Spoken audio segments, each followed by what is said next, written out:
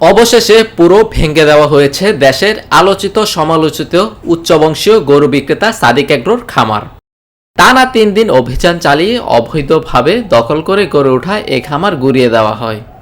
ঢাকা উত্তর সিটি কর্পোরেশনের আওতাধীন মোহাম্মদপুরের ৭ মসজিদ হাউজিংয়ের ভেতরে রামচন্দ্রপুর খাল দখল ও ভরাট করে সীমানার ভেতরে এই খামার গড়ে তোলা হয়েছিল। দীর্ঘ ২০ বছর ধরে অবৈধ দখলদারদের দখলে ছিল জায়গাটি।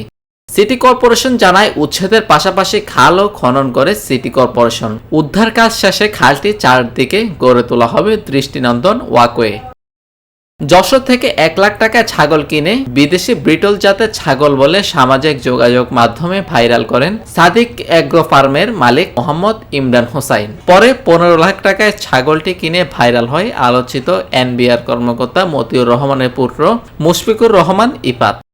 এদিকে খামারটি উচ্ছেদের সময় ভাইরাল হওয়া ছাগল কাণ্ডকে দায়ী করা হলেও এটা নিয়মিত অবৈধ দখলের বিরুদ্ধে উচ্ছেদ অভিযান বলে দাবি করেছে ডিএনসিসির প্রধান সম্পত্তি কর্মকর্তা মোহাম্মদ মাহে Alam. Desk report, TBC news.